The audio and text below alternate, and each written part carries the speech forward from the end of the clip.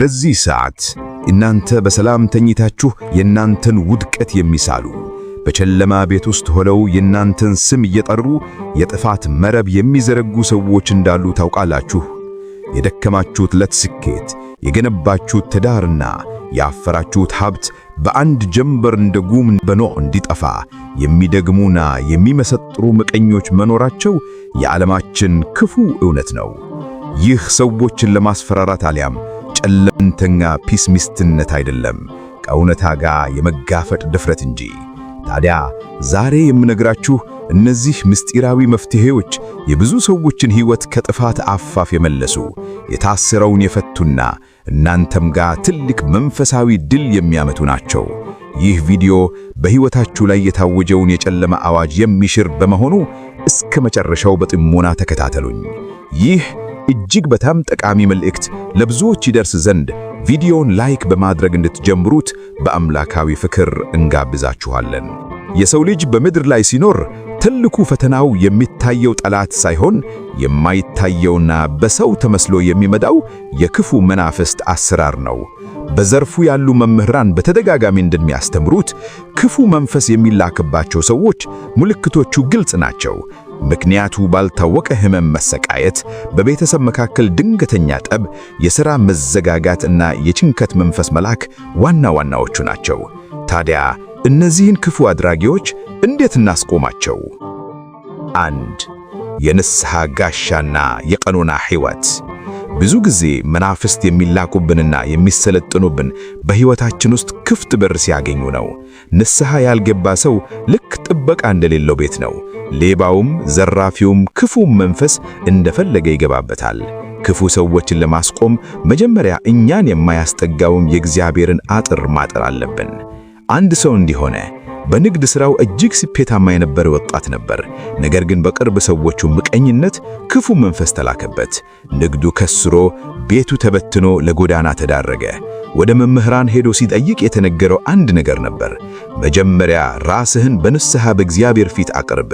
ንስሐ ገብቶ በተጋድሎ ሲጸናና ቅዱስ ቁርባን መቀበል ሲጀምር ያ የተላከበት መተት አቃጥሎት ወደ ላኪዎቹ ተመለሰ። እንዴት ቢሉ ቅዱስ ቁርባን የተቀበለ ሰው በውስጡ የመለኮት እሳት ስላለ ክፉ መንፈስ ሊቀርበው አይችልም።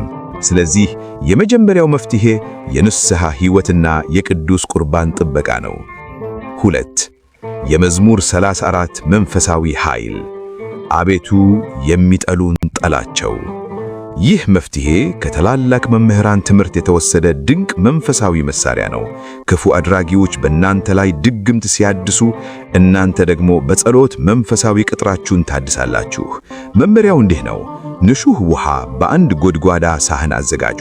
ከዚያም በመዝሙረ ዳዊት ላይ ያለውን መዝሙር 34 በአንዳንድ እትሞች 35 አቤቱ የሚበድሉኝ በድላቸው የሚዋጉኝንም ተዋጋቸው የሚለውን ኃይለኛ የጸሎት ክፍል 7 ጊዜ በውሃው ላይ በፍጹም እምነትና ትጋት ጸልዩ። ይህ መዝሙር የእግዚአብሔርን ፍርድ የሚጠራ ጸሎት ነው። ጸልያችሁ ስትጨርሱ በዚያ የተጸለየበት ውሃ ፊታችሁን ተረጩ፣ ሰውነታችሁን ታጠቡበት፣ እንዲሁም ጠጡት። ይህ ሲደረግ በእናንተ ላይ የተላከው ክፉ ኃይል መቆሚያ ያጣል። መምህራን እንደሚሉት ይህ ጸሎት ክፉ አድራጊው ላይ ተመልሶ በመሄድ እንዲቀጣ ሳይሆን እንዲማር፣ ያደረገው ግፍ ተመልሶ እንዲከታተለውና በመጨረሻም ንስሐ እንዲገባ መንገድ ይከፍታል። እግዚአብሔር በቃሉ በኩል በእናንተና በጠላቶቻችሁ መካከል ይፈርዳል። 3. የመኖሪያ ቤትና የሥራ ቤትን በቅዱስ ማኅተም ማሰር። መምህራን እንደሚያስተምሩት ክፉ ሰዎች መተትና ድግምት የሚረጩት በእግራችን በምንረግጠው ወይም በምንኖርበት አካባቢ ነው። ስለዚህ ቤታችን መንፈሳዊ ምሽግ ማድረግ አለብን። በየቀኑ ጠዋት እና ማታ ቤታችሁን በጸሎት ቀድሱ። የጸበልና የቅዱስ መስቀል ማኅተም በቤታችሁ አራቱ ማዕዘን ላይ የረጫችሁ በስመ አብ ወወልድ ወመንፈስ ቅዱስ ብላችሁ ባርኩ አትሙ። ይህ ተግባር ክፉ መንፈስ ይዘው ወደ ቤታችሁ የሚመጡ ሰዎችን እግራችሁን ያጽናል። መግባት አይችሉም። ቢገቡም እንኳ ያዙት መንፈስ ይከሽፋል። 4. የፍቅርና የይቅርታ ምስጢራዊ ኃይል። ይህ ነጥብ ለዓለማዊ ሰው ሊከብድ ይችላል። ነገር ግን መንፈሳዊው ብልሃት ይህንን በጥብቅ ያዛል። መምህራን እንደሚሉት ሰይጣን የሚመገበው የኛን ቁጣና ጥላቻ ነው። አንድ ሰው ክፉ ሲያደርግብን እኛም መልሰን በክፋትና በጥላቻ ካሰብን ለክፉ መንፈስ ምቹ ሁኔታ ፈጠርንለት ማለት ነው። አንዲት ሴት በጎረቤቷ ክፉ ድግምት ይደረግባት ነበር። ሴትየዋ ግን ይህንን ስታውቅ መልሳ አልተሳደበችም ወይም አልረገመችም። ይልቁንም ለዚያች ጎረቤቷ በስሟ እየጸለየች ፍቅር ማሳየት ጀመረች። የሚያስገርመው ነገር ያ የተላከ ክፉ መንፈስ በሴትየዋ ላይ ማረፊያ ሲያጣ ወደ ላኪዋ ተመልሶ ጎረቤቷን በጤና አሳመማት። በመጨረሻም ጎረቤቷ በሰራችው ሥራ ተስተስታ ማርኝ ብላ መታች። ክፋትን በግንነት ማሸነፍ ማለት ጠላትን አሳፍሮ ወደ ንስሐ መመለስ ማለት ነው። 5. ዘወትር በቃለ እግዚአብሔር መታጠብ። ክፉ መንፈስ የሚላኩ ሰዎች ሁሌም ክፍታችሁን ያጠናሉ። መንፈሳዊ ጥንካሬ የሌለው ሰው በቀላሉ ይጠቃል። ስለዚህ በየቀኑ ቅዱሳት መጻሕፍትን ማንበብ፣ መንፈሳዊ ትምህርቶችን መስማትና ልባችሁን በእግዚአብሔር ቃል መሙላት አለባችሁ። አይምሯችሁ በጭንቀትና በፍርሃት ከተሞላ ለክፉ መንፈስ መንገድ ከፈታችሁ ማለት ነው።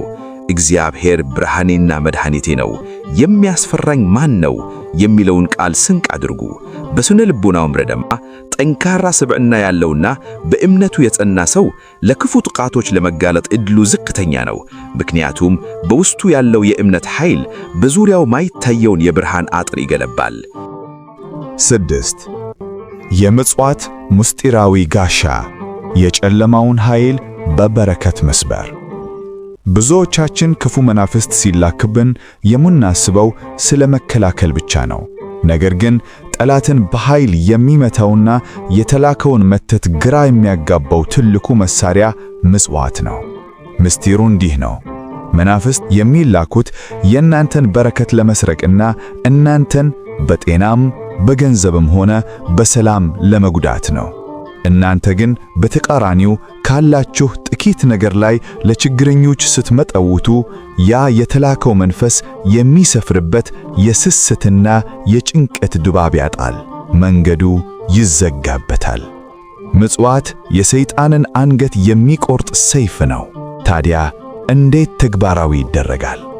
በተለይ ይህ ክፉ ነገር እንደተደረገባችሁ ሲሰማችሁ በክርስትና ስማችሁ ለተቸገሩ ሰዎች ወይም አቅመ ደካሞች ወይም ሕፃናት የሚበላ ነገር ወይም አልባሳት ስጡ።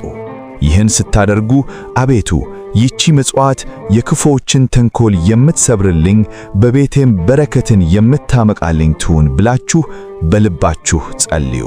ምጽዋት የሰውን ኃጢአት ከመደምሰስ ባለፈ እንደ መንፈሳዊ ካሳ ሆኖ ያገለግላል። ጠላት እናንተን ለማጥፋት ዋጋ ሲከፍል ወይም ለመተተኛ ገንዘብ ሲሰጥ፣ እናንተ ደግሞ እግዚአብሔርን ደስ የሚያሰኝ ዋጋ ትከፍላላችሁ። የእናንተ በረከት የጠላትን እርግማን ያጠፋዋል። ተወዳጆች፣ ክፉ የሚያደርጉባችሁ ሰዎች መጨረሻ ውድቀትና ጸጸት ነው። እናንተ ግን በእነርሱ ክፋት አትሸነፉ።